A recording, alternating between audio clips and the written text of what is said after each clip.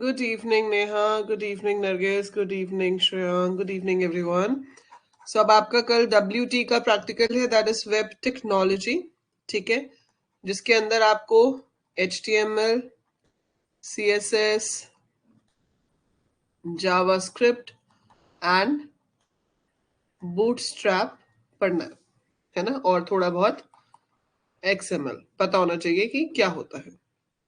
तो इस सब के ऊपर बेस्ड आपसे वाइवा में क्वेश्चंस पूछे जा सकते हैं और प्रैक्टिकल में आपको प्रोग्राम्स दिए जाएंगे जिसमें आपको मे बी HTML का फॉर्म बनाना होगा और फिर उसके ऊपर जावास्क्रिप्ट से कुछ कोडिंग करनी होगी. ठीक है, सो मोस्ट प्रोबेबली आपको फॉर्म प्रोसेसिंग के ऊपर क्वेश्चन दिया जाएगा प्रैक्टिकल में करने के लिए. CSS का क्वेश्चन दे सकते हैं टू मेक इट स्टाइलिश. और अगर बूटस्ट्रैप आपको यूज करने को दिया जाता है तो आप बूटस्ट्रैप भी यूज कर सकते हो. सो बूटस्ट्रैप बस एक आपके पास लाइब्रेरी होती है, जैसे हमारे पास सी में stdio.h string.h होती है, वैसे बूटस्ट्रैप एक डिजाइनिंग लाइब्रेरी है जिसको आपको लिंक करना पड़ता है अपने पेज के साथ with the help of link tag. और उसके बाद इसके अंदर बहुत सारे टैग्स डिफाइंड हैं जो कि आपके बटन्स को, आपके टेक्स्ट बॉक्सेस को अलग अलग नए नए सुंदर सुंदर स्टाइल से दिखा सकते हैं. तो HTML होता है सिर्फ स्टैटिक वेबसाइट बनाने के लिए, जिसमें सिर्फ आप कंटेंट को दिखा सकते हो, बहुत ज्यादा ब्यूटीफाई भी नहीं कर सकते.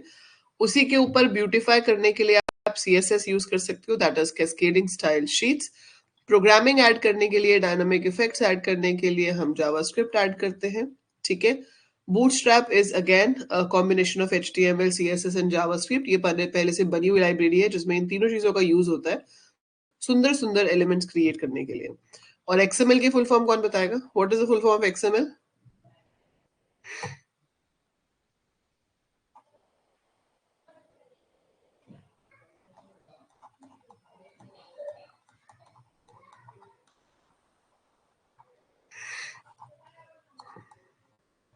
Good evening Chirag. So it's extensible markup language. ठीक है, एक पहला क्वेश्चन यही बन जाता है कि what is the difference between HTML and XML? कोई बताएगा? What is the difference between HTML and XML?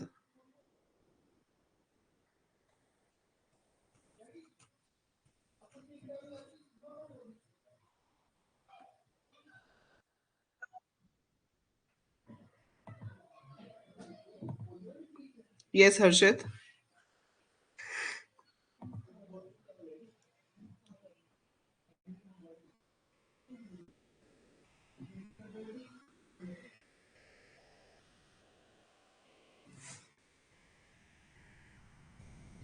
Yes, so HTML has pre defined tags and XML में हम खुद के टैग्स डिफाइन करते हैं.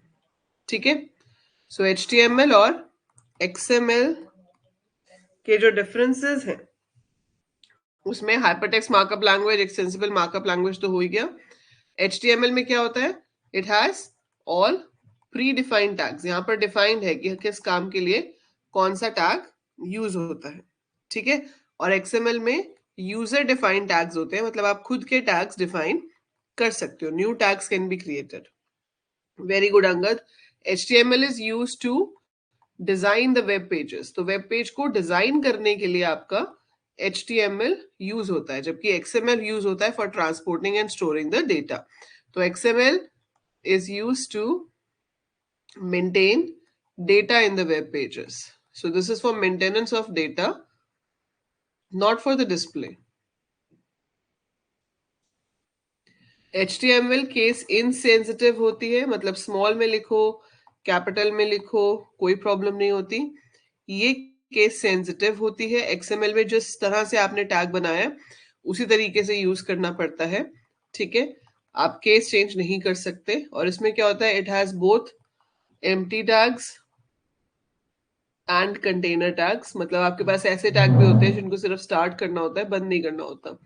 सो it has both empty tag and container tags. जबकि XML में क्या होता है? Only container tags are available.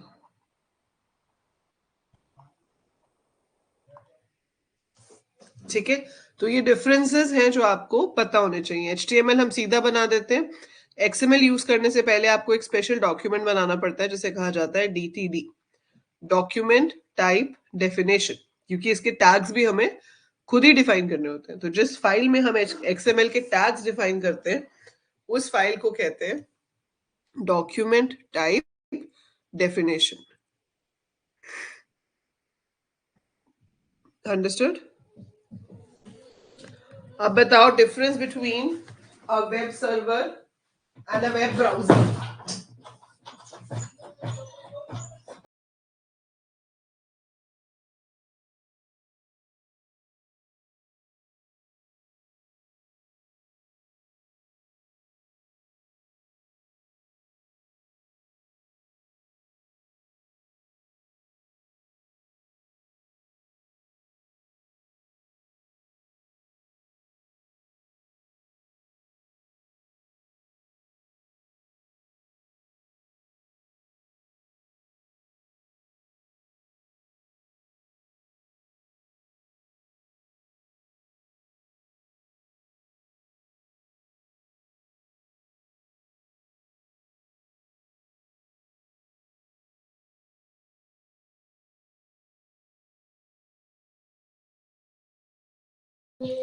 Good. Okay. What are the various formatting tags available in HTML? What are the various formatting tags available in HTML?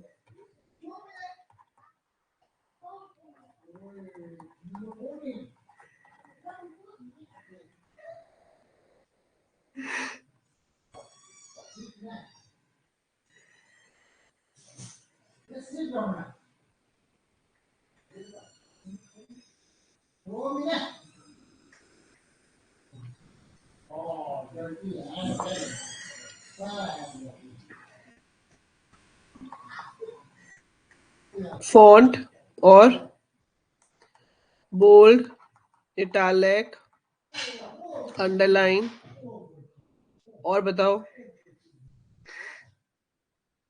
Align कोई tag नहीं होता Angad.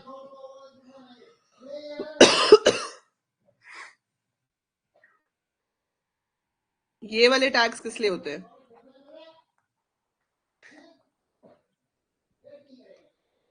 H1 to H6 is heading tag.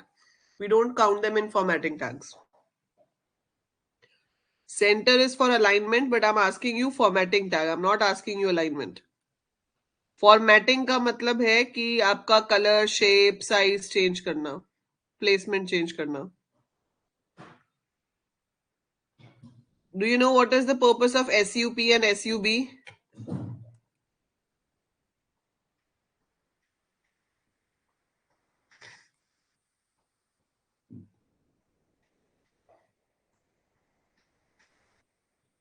BG color is an attribute, it's not a tag.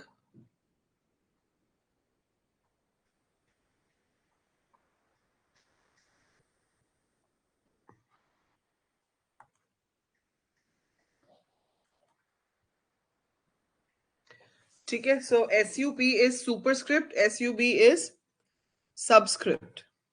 जैसे अगर आपको x square लिखना है, x square is equal to 2 log x, तो ये स्क्वायर कैसे करेंगे हम? x superscript 2 and superscript close, this way. तो ये 2 नॉर्मल से थोड़ा ऊपर चला जाएगा, that is called superscript.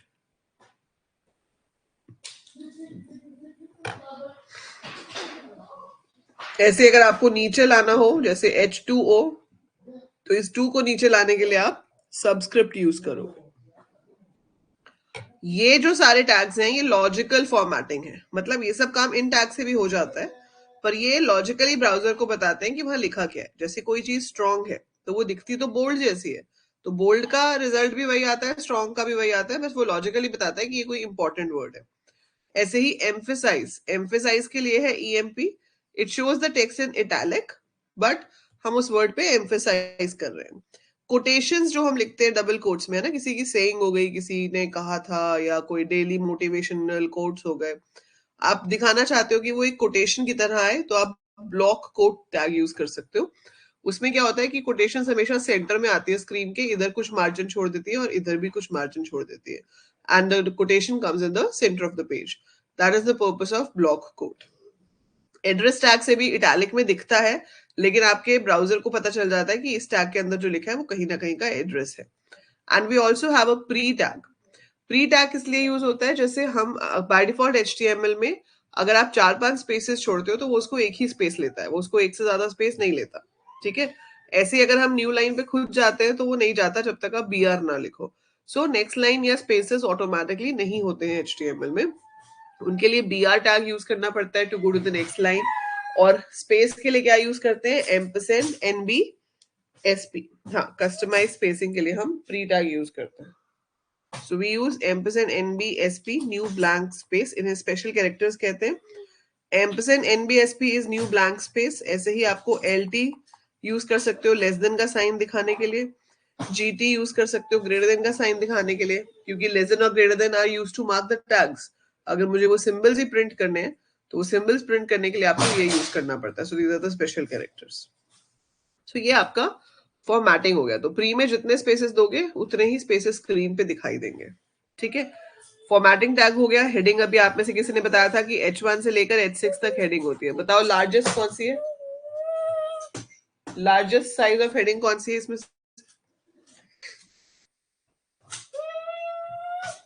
H1 and the smallest is H6। जो फॉन्ट टैग हमने अभी पीछे किया था उसका एक एट्रीब्यूट होता है size. What is the maximum size possible in that size attribute? Let's make loudest cry swinging.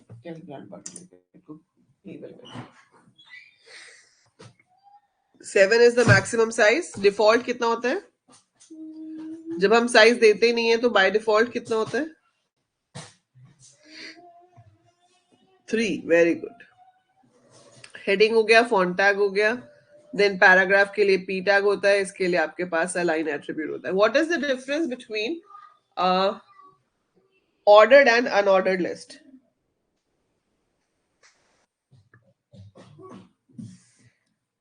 Difference between ordered and unordered list.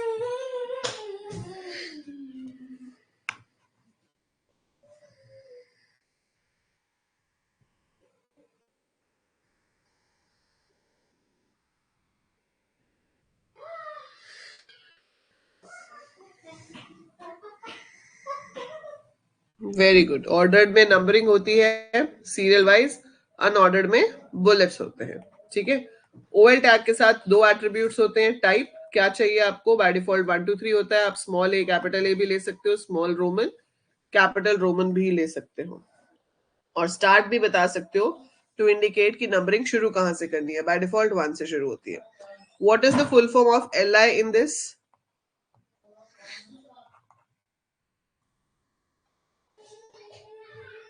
What is the full form of LI?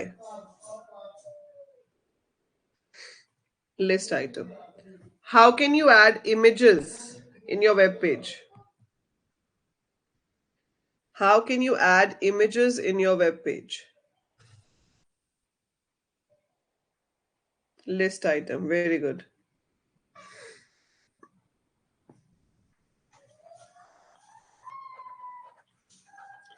IMG tag and source उसका attribute होता है. So to add background image, we write body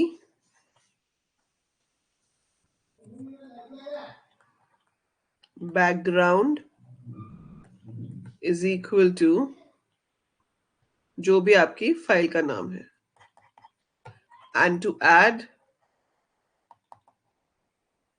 image on the web page we use IMG tag. IMG tag आपका empty tag होता है। ठीक है, आप इसमें बाय डिफॉल्ट जो उसकी विड्थ ओरिजिनल होती है, हाइट होती है, उसमें इमेज आ जाती है, पर आप यहाँ पे विड्थ और हाइट भी दे सकते हो। ALT मतलब ऑल्टरनेट टेक्स्ट दे सकते हो। ठीक है, what is an image map? What is an image map?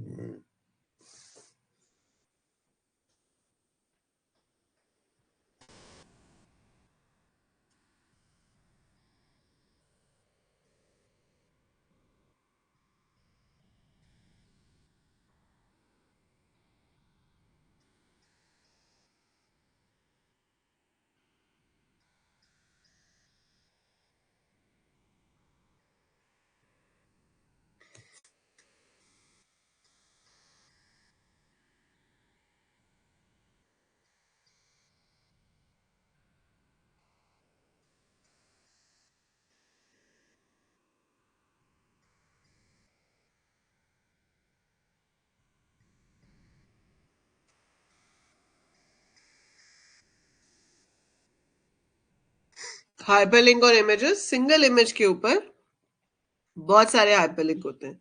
So one single image can have multiple hyperlinks. और वो हाइपरलिंक्स बनाने के लिए कौन सा टैग यूज होता है? मैप टैग, जिसका आप एक नाम दे सकते हो. फिर हम यूज मैप एट्रीब्यूट के साथ इसको किसी इमेज के साथ लिंक कर सकते हैं. और मैप के अंदर कौन सा टैग यूज होता है? Use area tag. इसमें हम शेप बताते हैं, कोऑर्डिनेट्स बताते हैं और HREF बताते हैं. तो इस शेप के ये कोऑर्डिनेट्स हैं और अगर उस पर क्लिक हुआ तो आपका ये वाला पेज जिसको आपने HREF में दिया है वो ओपन हो जाता है. ठीक है. नॉर्मल हाइपरलिंक बनाने के लिए कौन सा टैग यूज होता है?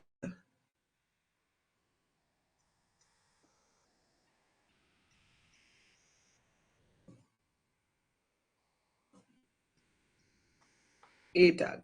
सो A HREF is equal to, फिर आप यहाँ पे टेक्स्ट या इमेज जो भी है वो देते हो और फिर A को बंद करते हो. सो this is called anchor tag. So hyperlinks बन जाते हैं. ठीक है. फिर आपको पता होना चाहिए everything about the table tag. Table tag से आप टेबल बनाते हो. ठीक है. टेबल टैग के अंदर आपसे वाइवा में पूछ सकते हैं कि हेडिंग्स के लिए कौन सा टैग यूज होता है. Which tag is use to give headings in the table?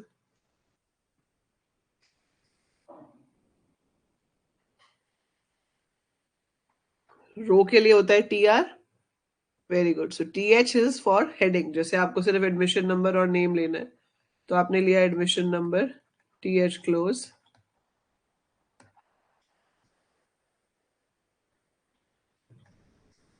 and then TR close. फिर TR, TD, फिर TD,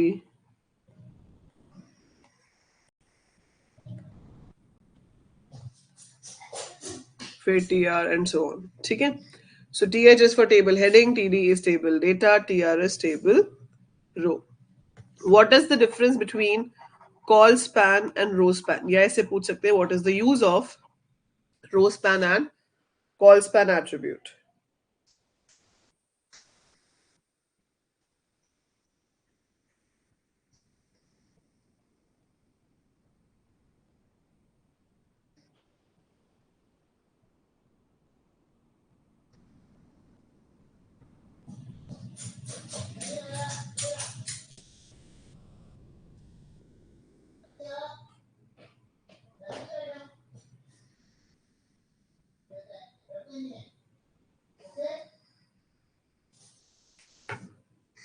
It is used to merge the cell. That's the right word. Very good, Shreyang.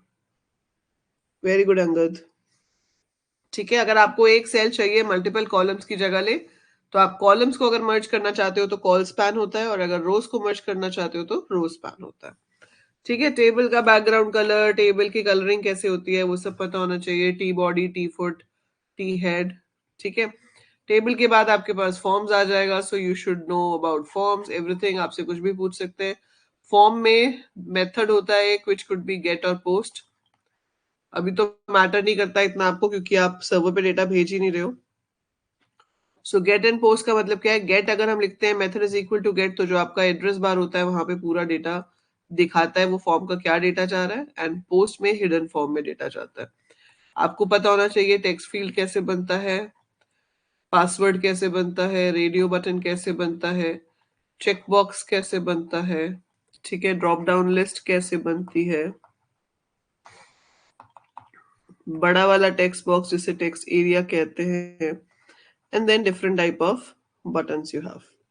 Yes, cell spacing और cell padding भी पता होना चाहिए. पूछा जा सकता है वाइवा में.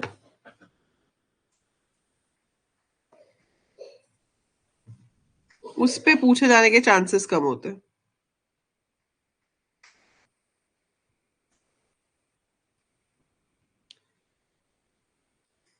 बट आप अपनी तरफ से पूरा रिवाइज करके जाओ. ठीक है. बताओ मुझे ड्रॉप डाउन लिस्ट बनाने के लिए कौन सा टैग यूज होता है?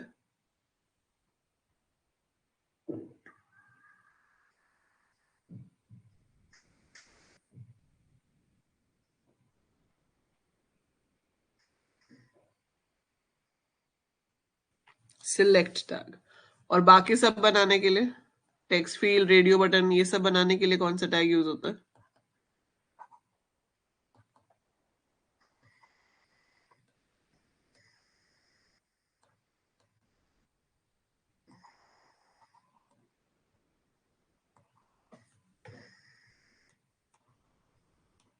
इनपुट। ठीक है, तो ये सारा फॉर्म आपको बेसिकली पता होना चाहिए अच्छे से, कौन सी चीज कैसे बनती है। ठीक है, देन इसके बाद आपके पास फ्रेम्स आ जाता है। Why do we use frames? ये विंडो है आपकी, एक विंडो में एक ही पेज ओपन होता है। मैंने आपको एक बनवाया था ऐसे कि हम पहले इस विंडो को दो पार्ट्स में डिवाइड कर देते हैं। यहाँ पर बैनर आएगा, इधर इंडेक्स आएगा और यहाँ पे पेज खुलेंगे। So you can divide one window into multiple parts. तो आपकी एक ही विंडो मल्टीपल पार्ट्स में डिवाइड हो सकती है और हर पार्ट में अलग पेज ओपन होगा। ठीक है, ये सब पॉसिबल करने के लिए हम फ्रेम्स यूज करते हैं। तो divide the whole window into multiple web pages. तो एक ही विंडो के आप इतने पीसेस कर देते हो कि उसमें अलग अलग वेब पेजेस जो है वो ओपन हो सकते हैं। तो अगर ऐसा कुछ आपको बनाना है जो यहाँ दिख रहा है, हम अभी थ्योरी पेपर आएगा उससे पहले इसके प्रैक्टिस करेंगे कोड की, पर अभी प्रैक्टिकल के लिए और वाइवा के लिए आपके पास टैग होता है सबसे पहले frame set.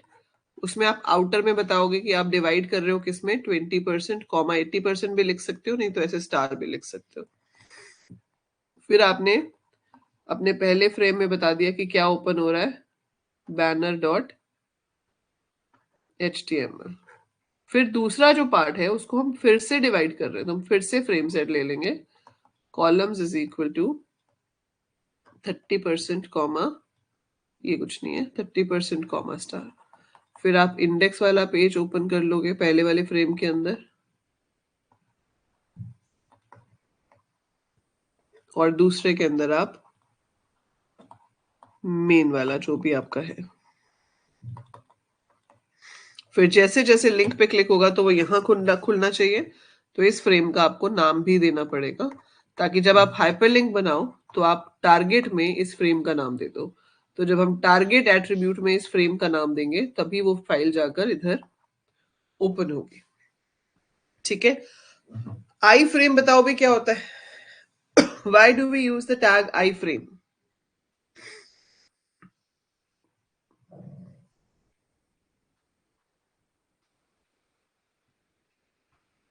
Why do we use the tag iframe?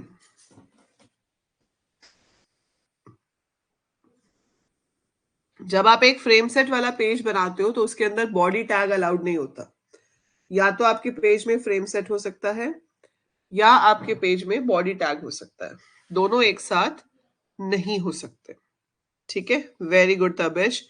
So I frame is for floating window. आपने बॉडी टैग यूज किया हुआ है, आपका प्रॉपर एक वेब पेज है और उसके अंदर आप एक छोटी विंडो बना के उसमें कोई दूसरा वेब पेज खोलना चाहते हो। ठीक है, so with in a web page आप उसके अंदर एक दूसरा वेब पेज खोलना चाहते हो इन अ विंडो, उसे कहते हैं फ्लोटिंग फ्रेम। और वो फ्लोटिंग फ्रेम बनता है आई फ्रेम की हेल्प से। तो हम उसको अपने वेब पेज में कहीं पे भी डाल सकते हैं।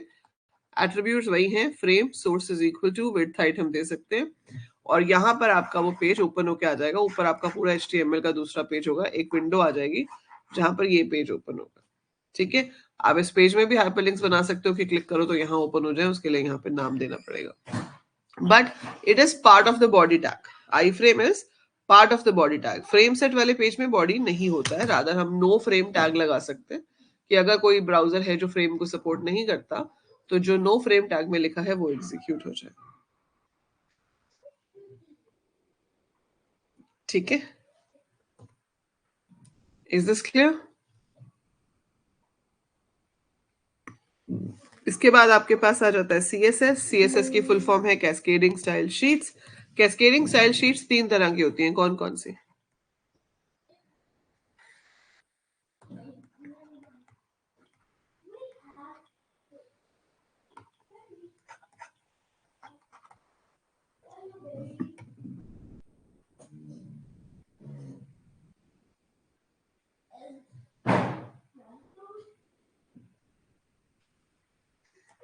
Very good. We have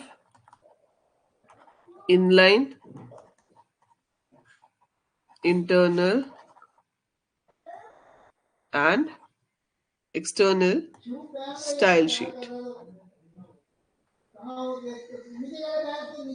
inline style sheet क्या होती है? जो हम टैग के साथ देते हैं. जैसे आपने बी टैग दिया तो बी टैग का काम है कि बोल्ड तो करना ही है, ठीक है, पर आप उसके साथ साथ उसका फॉन्ट साइज और कलर भी बदलना चाहते हो तो आप लिख सकते हो style is equal to font size 10.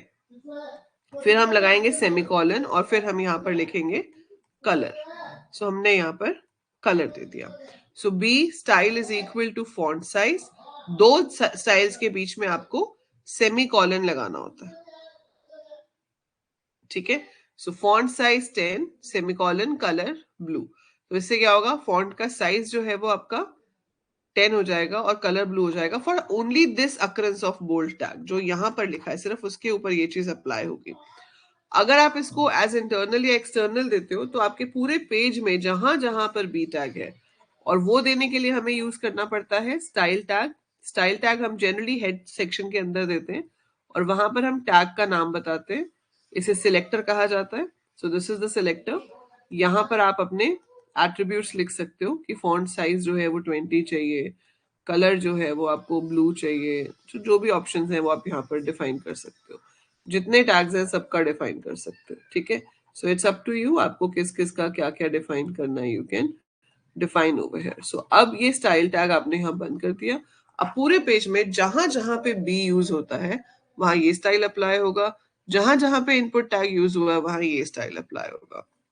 If you want कि बहुत सारे पेजेस में सेम तरह का स्टाइल चाहिए तो हर किसी के ऊपर तो हम ये नहीं लिखेंगे. तो हम क्या करते हैं, एक फाइल ही अलग बना लेते हैं. उसका एक्सटेंशन भी CSS देते हैं. मैंने एक टेक्स्ट फाइल बनाई, उसका नाम दे दिया abc.css.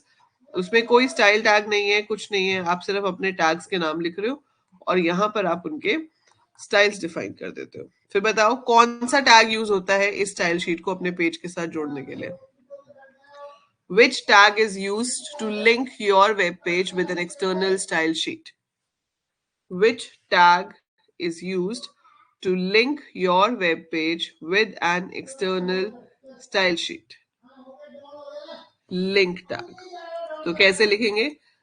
Link relation is equal to style sheet or txt. href is equal to abc.css. ठीक है. सो आप इसको कहाँ लिखोगे? टॉप पे हेड सेक्शन में आपने कहीं लिख दिया. So you right somewhere in the head section.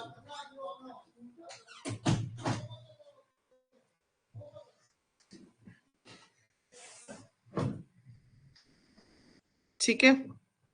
अब ये कैस्केडिंग स्टाइल शीट में मुझे बताओ सबसे पहले कौन सी स्टाइल शीट का स्टाइल अप्लाई होता है?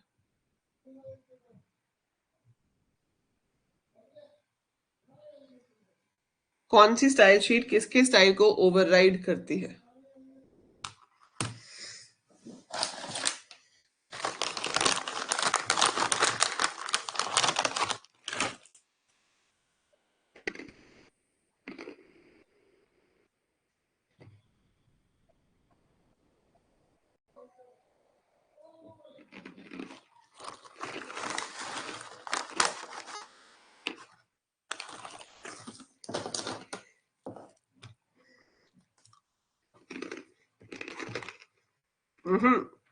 सबसे पहले जो अप्लाई होता है वो एक्सटर्नल का होता है.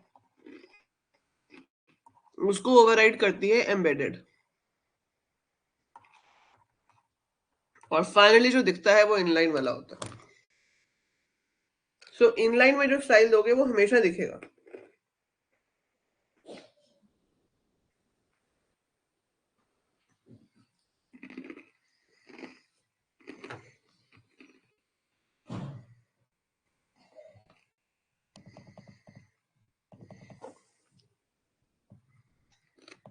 एम्बेडेड मतलब इंटरनल स्टाइल शीट जो आप पेज के अंदर डिफाइन करते हो.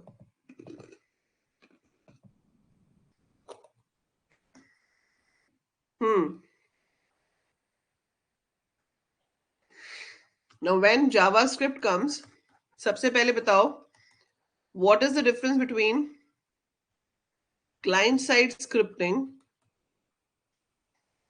and server side scripting?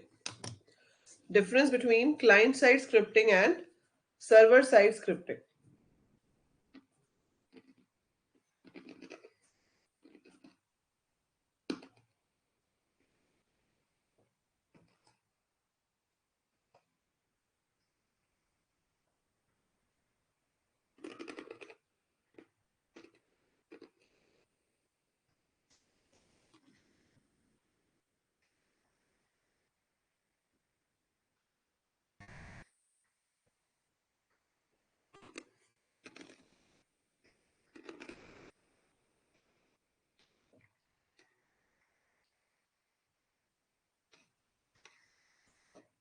देखो, काम तो दोनों का इंटरेक्शन विद यूजर होता था बस। काम तो दोनों का यही है कि पेज को डायनामिक बनाया जाए, यूजर के साथ इंटरेक्शन की जाए, पर दोनों में डिफरेंस क्या है?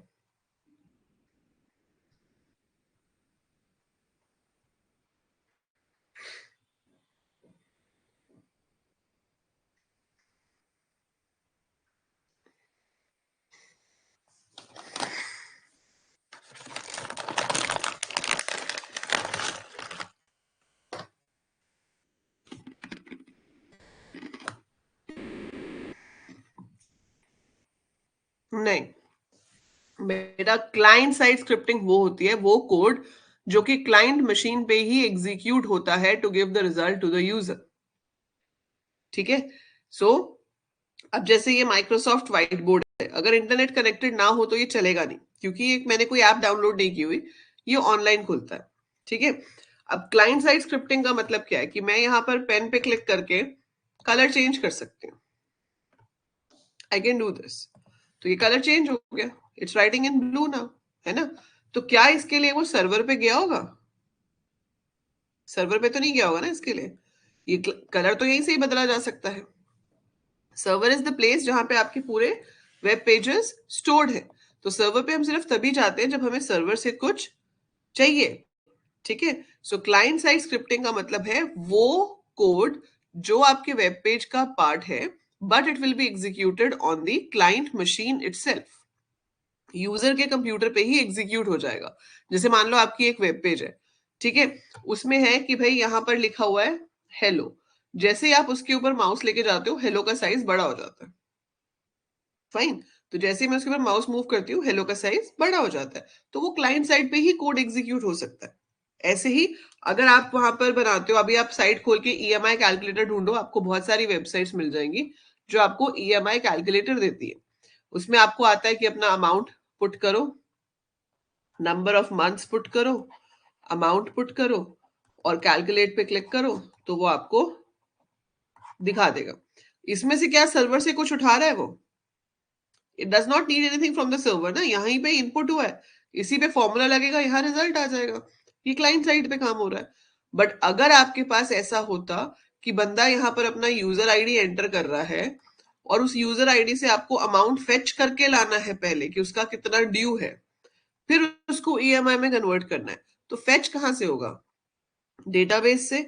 डेटाबेस से फेच होकर आएगा, तब उस पर आगे काम करेंगे। तो जहां डेटाबेस इन्वॉल्व हो गया, परमानेंट स्टोरेज इन्वॉल्व हो गई, कुछ भी ऐसा काम हो गया जो क्लाइंट के पास नहीं पड़ा, सर्वर से आना है, ठीक है, तो वो चीज जो आपकी है वो सर्वर साइड स्क्रिप्टिंग में, वो आप अगले सेमेस्टर में सीखोगे। ठीक है, सो नेक्स्ट सेमेस्टर में आपको है पीएचपी, पीएचपी की हेल्प से आप ये काम करोगे। बट सर्वर साइड स्क्रिप्टिंग मतलब the code which is executed on the web server to give result to the user. Client side script is the script which is executed on the client machine itself to give result to the user. तो result तो user को ही मिलना है, but code कहाँ execute हो रहा है? Code अगर उस कंप्यूटर पे एग्जीक्यूट हो रहा है जहां पे वेबसाइट खोली गई है, मतलब वेब ब्राउजर में एग्जीक्यूट हो रहा है, तो आपकी क्लाइंट साइड स्क्रिप्टिंग है। और अगर कोड उस जगह पर एग्जीक्यूट हो रहा है जहां पे साइट सेव्ड है, तो वो आपकी सर्वर साइड स्क्रिप्टिंग है। JavaScript is used for both purposes. JavaScript client side में भी यूज होती है, ठीक है, और सर्वर साइड में भी यूज होती है।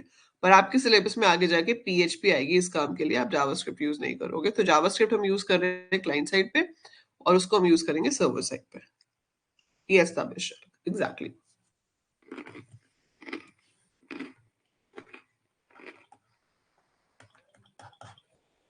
स्क्रिप्ट के भी मैंने आपको 2 टाइप्स बताए थे, इमीडिएट और deferred. Can anyone tell me the difference between the to?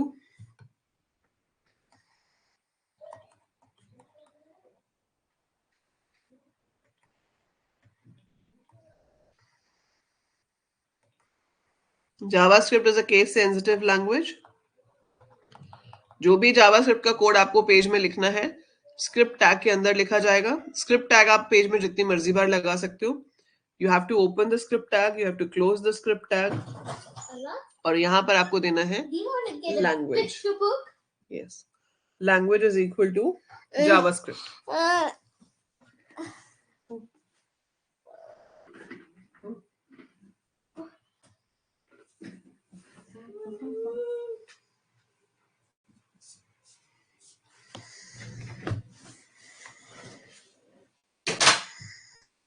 Immediate जहां लिखा है वहीं पर एग्जीक्यूट हो जाएगा, ठीक है. और डेफर्ड फंक्शंस की तरह बनाया जाता है. तो आप फंक्शंस बना के छोड़ देते हो, लेकिन वो फंक्शन तब तक एग्जीक्यूट नहीं होते जब तक उनको कॉल ना किया जाए. तो आपसे पूछ सकते हैं फंक्शन क्या होता है. So function is a named block of statement. वो सी वाला सेम आप आंसर दे सकते हो, ठीक है.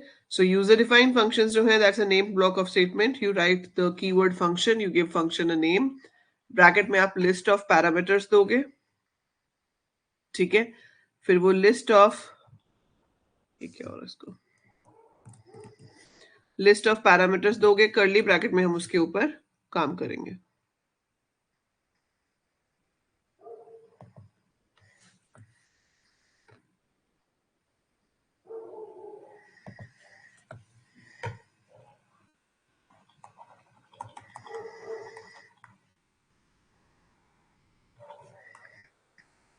ऐसे, ठीक है. अच्छा, what is event handling in JavaScript? What do you understand by the term event handling in JavaScript?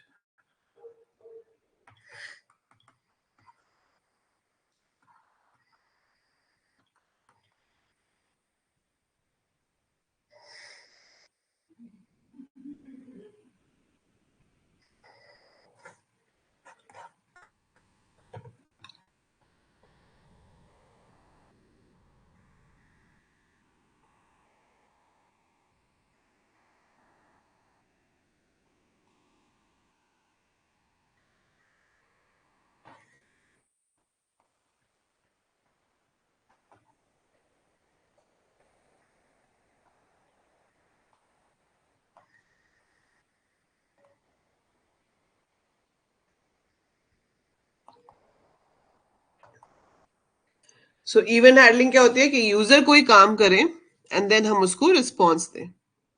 Very good Harshit and Angad. So when user performs some event on an object and accordingly we need to give reaction by executing certain code.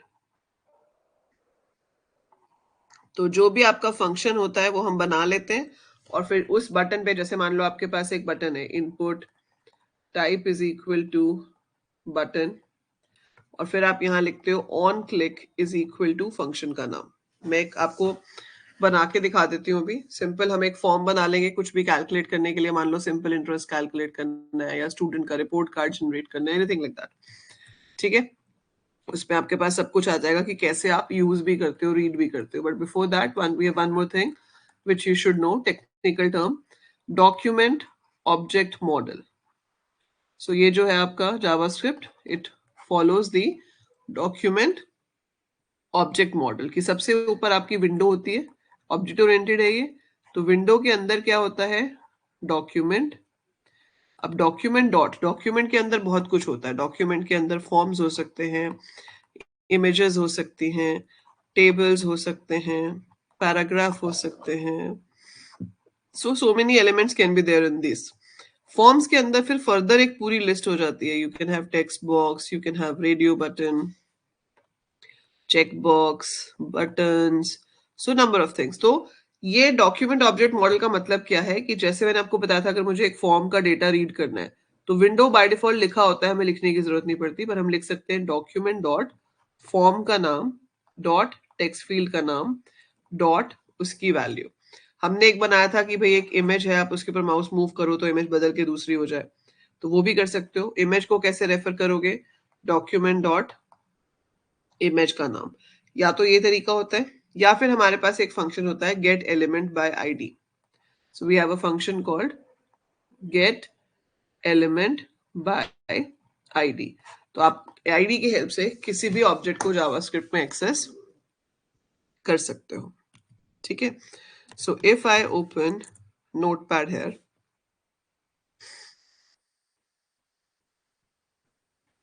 और ये मैंने बना लिया नया page. ठीक है. क्या बनाए? Simple interest. बताओ क्या कैलकुलेट करना चाहते हो? देखो, बाकी आपसे वाइवा में पूछ सकते हैं कि जावास्क्रिप्ट में इफ एल्स कैसे काम करता है, जावास्क्रिप्ट में लूप्स कैसे काम करते हैं, जावा में एरे क्या होते हैं. तो वो सब एग्जैक्टली आपका सी लैंग्वेज जैसा ही है. ठीक है. हाँ, वेरिएबल का जरूर पूछ सकते हैं. वेरिएबल का ये पूछ सकते हैं कि यहाँ पे जेनरिक डेटा टाइप के वेरिएबल्स होते हैं, हम वैर कीवर्ड से डिफाइन करते हैं. We don't have specific data types in JavaScript. आप जब वेरिएबल डिक्लेयर करते हो तो you use the var keyword. हम उसकी जगह पर लेट भी यूज कर सकते हैं या कॉन्स्ट भी यूज कर सकते हैं. तो उससे आपके वेरिएबल्स क्रिएट होते हैं. ठीक है. और वो जेनरिक होते हैं, उसमें किसी भी टाइप का डेटा जा सकता है. इनर एचटीएमएल बेसिकली अंगद हम पी टैग के लिए यूज करते हैं कि मान लो आपने कोई पैराग्राफ बनाया हुआ है या कुछ और बनाया हुआ है, उसका आपको पैराग्राफ के अंदर का टैग क्या होना चाहिए, मतलब कोई भी टैग है उसके अंदर इनक्लोजिंग मतलब ओपनिंग एंड क्लोजिंग के बीच में अगर आपको कुछ पुट करना है लेटर, तो आप इनर एचटीएमएल की हेल्प से डाल सकते हो. तो पी का जो भी टाइप है get element ID p1 dot inner HTML is equal to जो भी दोगे वो ओपनिंग पी और क्लोजिंग पी के बीच में सेट हो जाता है. इसका वो पर्पस होता है.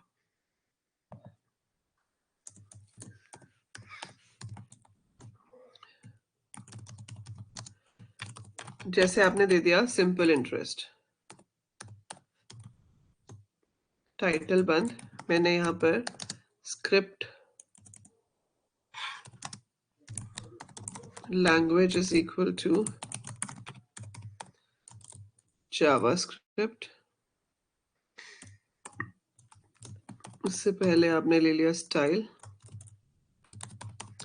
मैं चाहती हूँ इनपुट में फॉन्ट साइज थोड़ा बड़ा आए, 20 pixels. Color should be blue.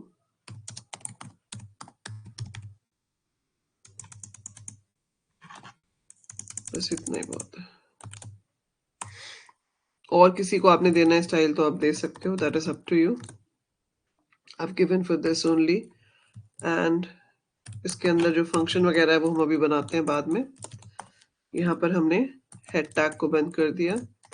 Then I start with body tag bg, color is equal to cyan, text is equal to blue, h1 calculating simple interest, h1 close. फिर आपने यहाँ पर लगाया form tag. यहाँ पर मैंने दे दिया अपना बी, और मैं चाहती हूँ यहाँ पर आ जाए प्रिंसिपल, बी टैग बंद. फिर दे दिया input, type is equal to text. Then I give pr, फिर से बी, रेट ऑफ इंटरेस्ट, फिर से input, type is equal to text. अब देखो, इन टेक्स्ट बॉक्सेस को आपने कोडिंग में आइडेंटिफाई करना है, तो इनका नाम भी देना चाहिए, तो आप नेम या आईडी में से कुछ भी दे सकते हो। मैंने लिख दिया ID is equal to T1, तो आप या तो नेम दे देते या आईडी दे देते, both are equally good. Then आपको चाहिए time in years, T3, and then I have input type is equal to button। अब जब इस पे क्लिक हो तो क्या होना चाहिए, कैलकुलेट होके आना चाहिए। सो फंक्शन का नाम आपकी मर्जी, आप जो मर्जी दो, मैंने यहाँ कैलकुलेट दे दिया। ऑन क्लिक का C कैपिटल है। फिर आपको यहाँ पर दिखाना भी है रिजल्ट, तो आपने यहाँ पे शो किया सिंपल इंटरेस्ट और इसका नाम मैंने दे दिया T4। फॉर्म टैग को बंद कर दिया, बॉडी टैग को बंद कर दिया, HTML टैग को बंद कर दिया। ठीक है, सेव किया, इसका नाम दे दिया interest.html। सेव कर देते हैं इसको हम अपने, हमारा कहाँ गया भाई, we had a folder। चलो अभी फिलहाल के लिए मैं इसको डॉक्यूमेंट्स में सेव कर रही हूँ। क्या गलती की मैंने, क्या गलती की मैंने सेव करते हुए? मैंने जब इसको सेव किया तो मैंने यहाँ से ऑल फाइल्स नहीं करा, तो वो आपका ओपन नहीं होगा ठीक से, because it will be saved as text html.txt, तो वो हमें नहीं चाहिए। ठीक है, बट हमने अभी ये कैलकुलेट तो बनाया नहीं ना, जब तक बनाया नहीं तो काम कैसे करेगा, तो कैलकुलेट बनाना भी तो है। तो यहाँ आ जाओ स्क्रिप्ट टैग के अंदर, यहाँ पर क्या लिखेंगे, फंक्शन कैलकुलेट। ठीक है, अभी मैं सिर्फ यहाँ पर ऐसे लिख रही हूँ, alert high. What is the purpose of alert function?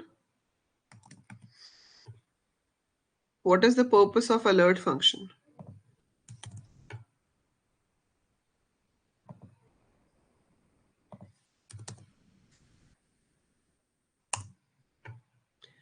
ये आ गया, बटन के ऊपर कुछ आ नहीं रहा, पर मैं बटन पे क्लिक करती हूँ तो ये हाई आ रहा है। ये हाई क्यों आ रहा है? Because of alert.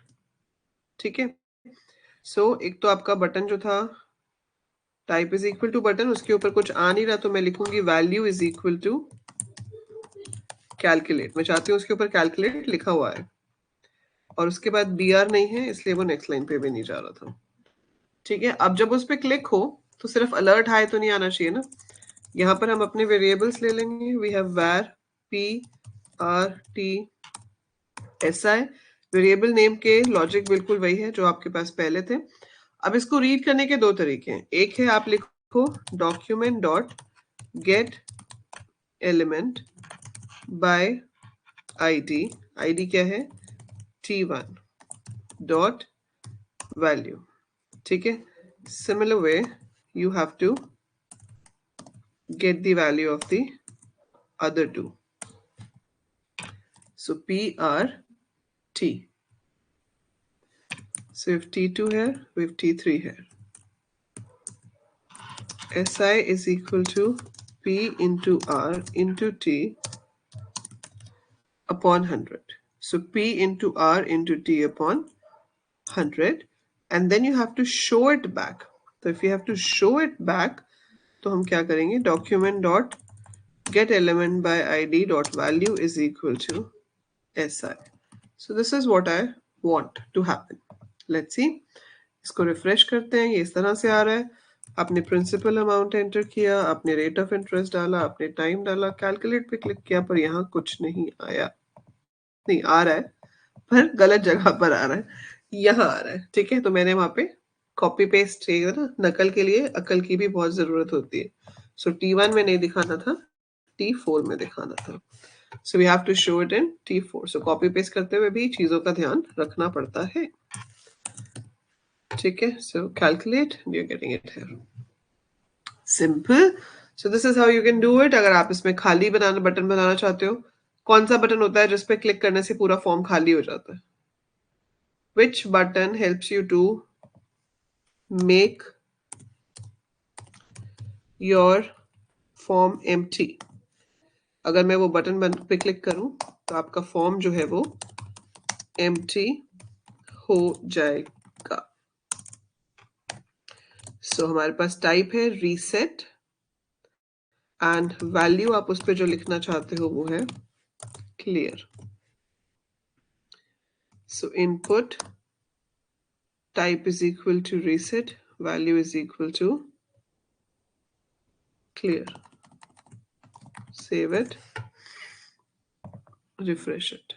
ठीक है, ऐसे आप इसमें और स्पेस करना चाहते हो तो और स्पेस दे सकते हो।